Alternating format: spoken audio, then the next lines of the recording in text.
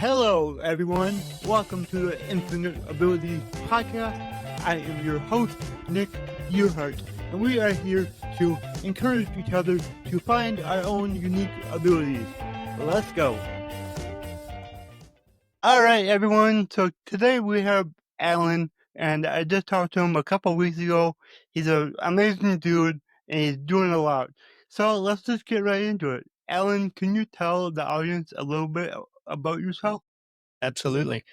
My name is Alan Frantz. I am an outdoor educator of 25 plus years. I'm a Montessori educator of 20 years, and I am a divorce and identity recovery coach. And so I tend to use things like micro adventures or outdoor adventures to compel people to shake themselves loose after a divorce, to reconnect with who they really are, and to create a vision that they feel optimistic about, and to create a future that they can't wait to get to.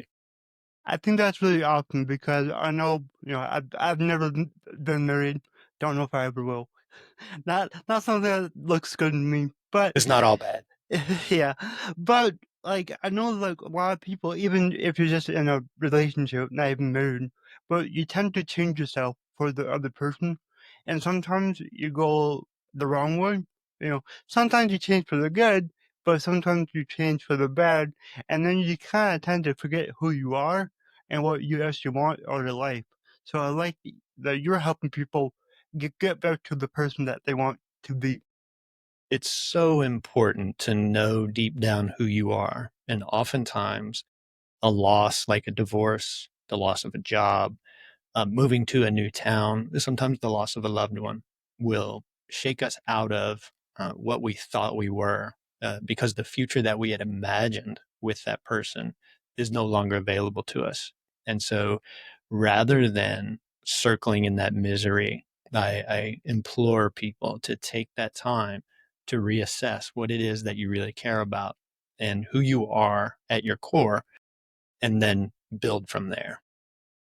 I do know what you're talking about because in 2019 I lost my dad, and he was, my best friend. He was the guy that taught me pretty much everything I know, and always the guy that I could count on for anything. It was like 2 or 3 years after I lost him, I completely like put my life in a whole different direction because I realized that I wasn't living the life that I wanted for myself. Like we had a family business and I worked there. I planned on taking that business on over, but during the time that he was sick, we sold the business. So then after he passed, I had no father, and our business was gone. And the business, when you have a family business, it's kind of your whole life. So I was just like a mess and I didn't know what to do. And thankfully, that did lead me into the journey I'm on now. So, yes, it sucked horribly that I lost my dad, but the good thing that came out of it is now I'm able to, experience this life that I'm living now. Sure. Traumas and losses are huge pattern disruptors, which is what I try to access on a smaller scale when I talk about adventures. And when I talk about adventures, I don't mean you got to hop on a plane and go climb Mount Everest. What I'm talking about is taking a chance almost daily, if possible, finding those places where you're a little uncomfortable and trying something new anyway, because whimsy matters. We know this in education, that when we're having fun, when we're doing something that is brand new to us, that we learn it better.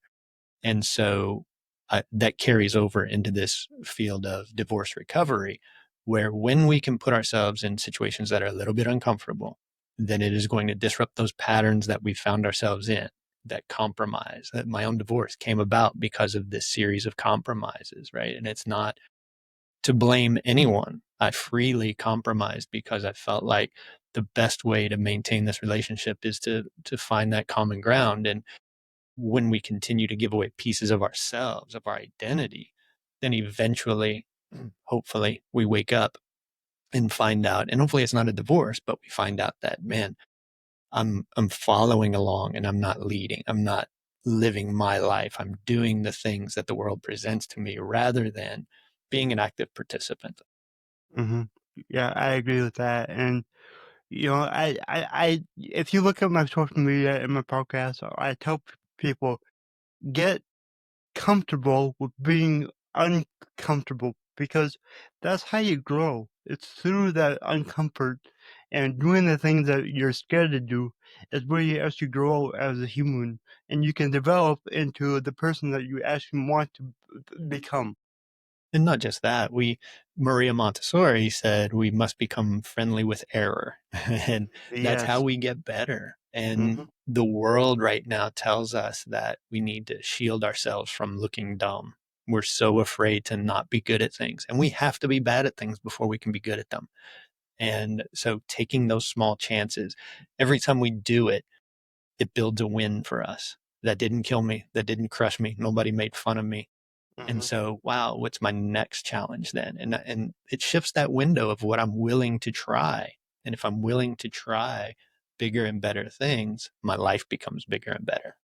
Yep, it does. It really does. And I'm all about stepping out of my comfort zone, and because if you do it once and you like it, even just the slightest little bit, do it again, and it just gets easier the more you do it. I tell people, try anything twice. First Yep, time could have been a fluke. You could have loved exactly. it and it's terrible, and it could have been awful, and you might find out that you actually like it. So give it a shot. Yep.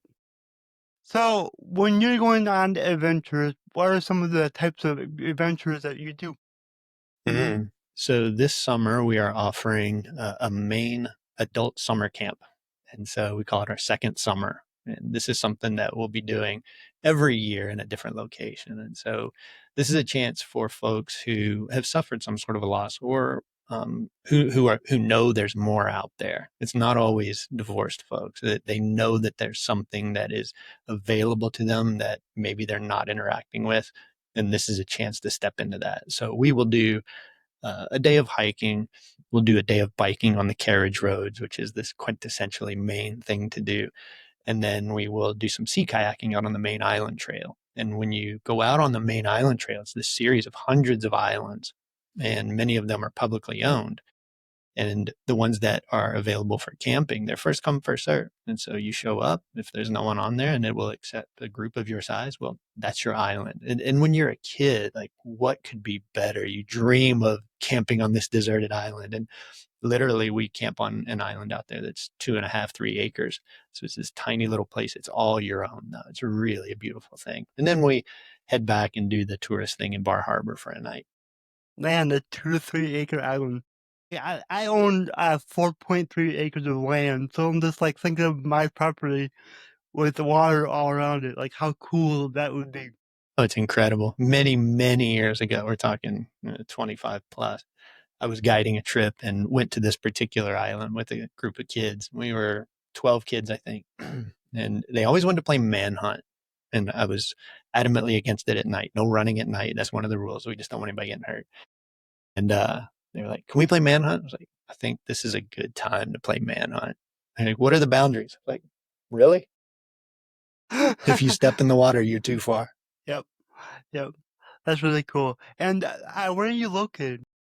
I live just across the river from Louisville, Kentucky. So I'm in this little river town called New Albany, Indiana. And then where are the islands? This is in Maine. So we travel all Okay, over the country for awesome. these programs and all over the world, really. We do a Sayulita surf camp down in Mexico. So we'll take some folks down there and do some surfing for 4 or 5 days. Father son retreats, doing those in Arizona this year. We've done them in Utah. So lots of travel and adventure destinations for us. Yeah, that's awesome. And how many of these retreats do you do a year? Typically two. Um, on occasion, we will add a third that is a yoga retreat. We partner with a local yoga studio.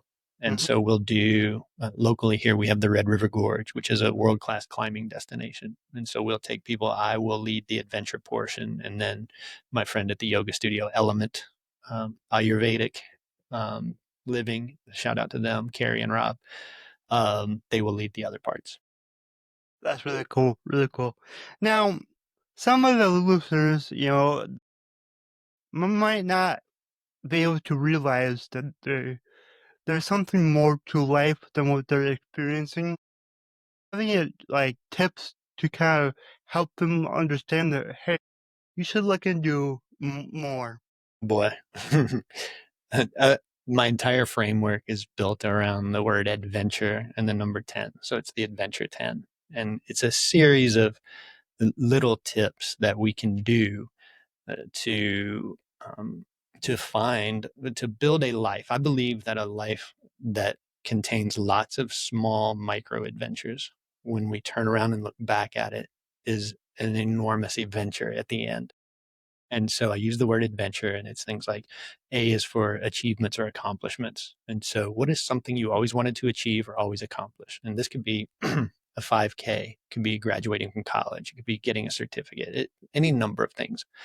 Um, so it kind of builds from there. D is develop meaningful relationships. It's something like meet your idols or put yourself in the room or just nurture the relationships that you already have. One of the things I've found that I do almost on a daily basis that builds adventure into my life in a way that is unexpected is I will text 2 to 4 people every single day that's in my contacts list just to say hello. How are things going? Because you never know what's happening in their lives. And it might be the text that they needed to hear that day. Hey, hope things are going well for you. But on the flip side of that, that also just opens up that builds that connection, it makes it stronger, and it reminds them that you're there. And I had someone text me out of the blue a week and a half ago, like, hey, actually, I know you're in the Louisville area and I'm looking for something in that area. And I wonder if you know anybody. I'm like, oh, it's so good because they believed that I was someone who could help them. And it's just a small thing. And I won't run through the whole entire list for you, but like V is volunteer and E is educate yourself. And it's just lots of different things. I'm happy to share that with you and with your audience if you like a copy of that. Yeah, that'd be awesome. Yeah, Thank for you. sure. Yeah, and it's cool that you have that structure to what you do to help people. Now, for the people that do feel like they should grow, do something more, what is a tip for them? What should they do at first? Well, I think it depends on the person, but for me, especially people ask, what is an adventure that every divorced person should do? And I always say, take a trip solo. And I don't care where it is. I do a solo retreat every year where I just will fly up to Chicago. It's a 1 hour flight for me. I'll get a hotel and I'll lock myself in a hotel room for 2 days and just do work on the business. But then also that means that when I go out to eat, I'm by myself and I don't get my phone out. I strike up a conversation with the person next to me, or I talk to the baristas. I'm going to be here for the weekend. So the first day I make sure I know who they are and what their name is and say hello. And it's a practice of interacting with the world in a way that invites us in. I think one of the things that happens when we get divorced, we feel like the world is happening around us and we're missing out on everything. And it's a way to kind of step back through that door. And so I think travel alone is a big one. Yeah, I think that's really good. I traveled to Miami for 9 days alone a year or two ago, Nice. and it was just so liberating and different to just do something by yourself, away from basically anybody that you know, and just meet new people. It was really awesome. And liberating is such a good word because you don't have to wait for anybody to get ready. This is Yes. probably the only child in me speaking, but you don't have to worry about what to eat for dinner because whatever you decide, you don't have to worry about turning right or turning left. And so that's another thing that I invite people to do. Speaking of that, is um, take a wrong turn drive and don't or walk and don't wear earbuds, don't turn the radio on. Just do something that is out of the ordinary for you. That's the lowest bar to entry for just shaking things up a little bit. Just disrupt your patterns. Yeah, I think it's really good to not do the same exact thing day in and day out. Yeah, my wife will ask a lot. "Ooh, I wouldn't have gone this way." She'll say that to me. Like, yeah, I Yeah, didn't know I was cool. going this way either. I just do that sometimes. Yeah, that's really cool. That's really cool.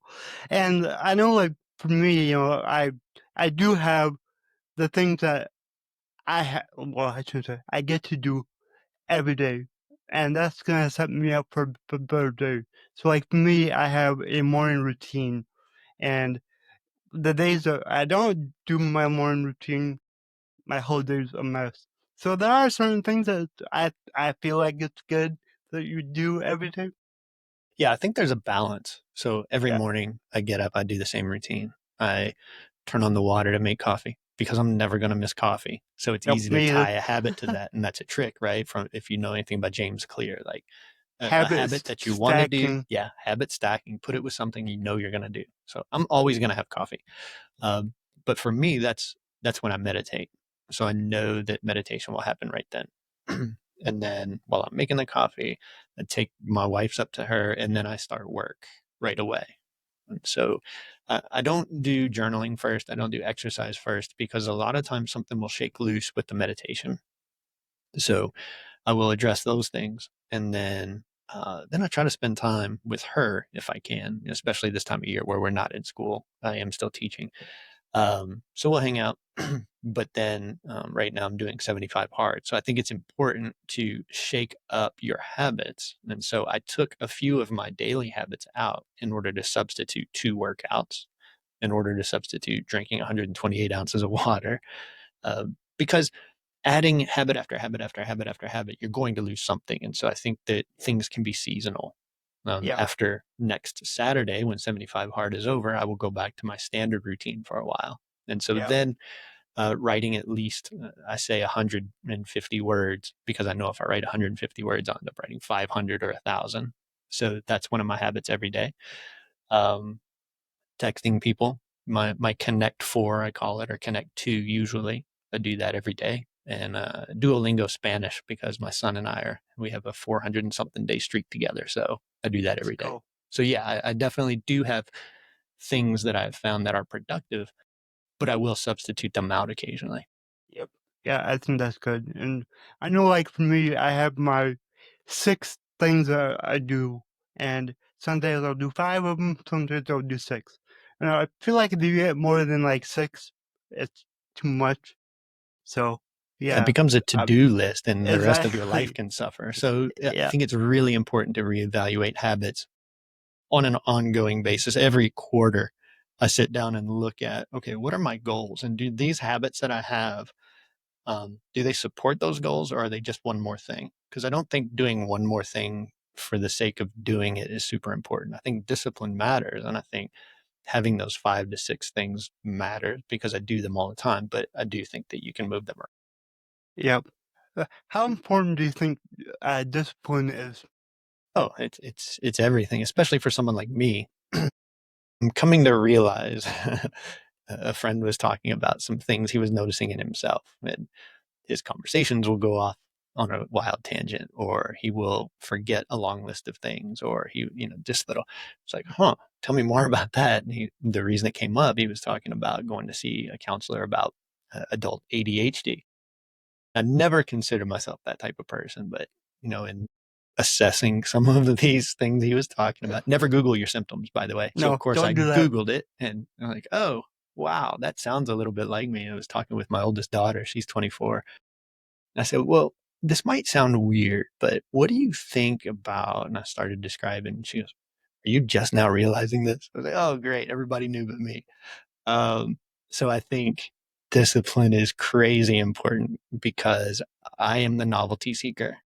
I am, on the profile, I'm the visionary. I am not the person who wants to sit down with the details. So discipline really, really matters. And that shows up in lots of ways for me. I enjoyed mountaineering at one time, and now I became more into ultra marathons. And so if you don't do the miles, you just don't get to do the races. Yeah, yeah. I agree that you need to be disciplined in life, and when you're not, you, you don't really do a whole lot, honestly. Like, you have to have that discipline to, get yourself to do the things that you need to do to strive for the life that you want.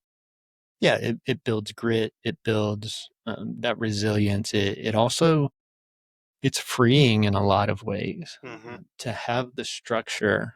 I know for me, saves me lots of I don't want to call it self doubt. I'm usually pretty good about self talk, but it does help me counteract some maybe I hate to call them limiting beliefs, but beliefs that don't support my goals. And so instead of saying things like, "Oh well, of course you forgot that thing," because that's just the way my brain works. Now I can put these things into a structure so that I know I'm not going to forget X, Y, and Z. Yeah, and it really helps with your self confidence. And For when sure. you're confident in yourself, it helps you do basically everything in life. Years ago, I was not confident in myself, like, at all. And, there was obviously certain things I was, but overall, like, I just didn't feel confident. And that was one of the first things that I started working on is building up my confidence in myself.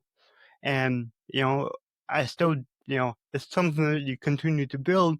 But now that I am more confident in myself, I do a lot more things because I believe that I can.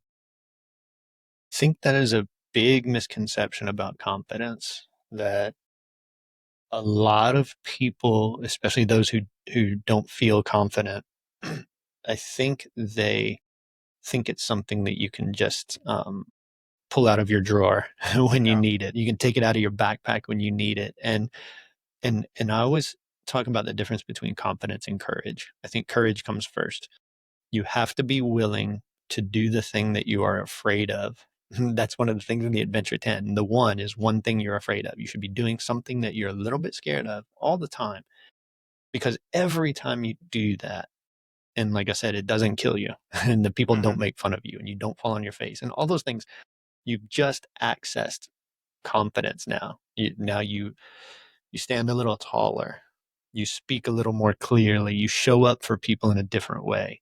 And so I 100% agree that doing those little things is what builds up. Being courageous builds confidence eventually, but it's a thing that you have to live. It's not something that you get to choose Yeah, yeah, and you gotta take action towards it every day, and you're just gonna continue to build it up and up and up. every day. Take little chances. Compliment someone on their shoes, Yeah, right? yeah. That is risky. They might think you're such a weirdo, but who cares? They I think also you're the could be third your next person. best friend. I think you're the third person on this podcast that has said that. Really? Yeah, compliment somebody on their shoes. That's funny. Some random person. I did Yeah, that once in the airport, and now it's my go-to. that's awesome. Awesome. So, how can people reach out to you? How can they work with you? Yeah. So I'm on LinkedIn at Alan Frantz, Frantz. I'm on Facebook at Crooked Trail Adventures, and of course the website Crooked Trail Coaching. And actually, I'll have a page for you guys too. It's Crooked Trail Coaching /infinite. And there you'll have choice of some downloads, some free resources that I have for folks. I'll put a copy of the Adventure 10 framework there for you. And yeah, just give me a shout and be glad to chat.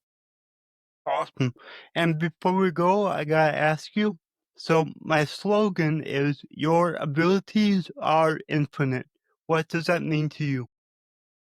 Yeah, we know that the possibilities are infinite, that the world is out there for us to access. And when I think about what infinite abilities means is everything that we see around us was created by humans, outside of the natural world. So when I look around this room, the light, the computer, me looking at you hundreds of miles away, well, if that was created by humans and I'm a human, that's available to me as well. And so take away all the things that you feel like you cannot do and be aware of all the things that have already been done. And so what's left? Everything. We can't even imagine. We have to create first. And so if you can imagine it, you can do it. I agree with that so much. And, I always say, don't say I can't, change it to how can I? Mhm. So, I do that every day. Absolutely. You're a great Yeah, example of that. thank you. Thank you. Well, Alan, this was really awesome. Thank you so much for being on the show. Yeah, thanks for having me. It's so good to see you again. You too. If you enjoyed this show, please go ahead and share it on your Instagram story and tag me in the Nick Yerhart. Also, go ahead and share it anywhere else that you see fit, because the only way that I can grow this is by you guys sharing it. I don't sell anything on here. I don't have any sponsors, so let's just get it out there by word of mouth and help more people. Alright, everyone, remember, your abilities are infinite.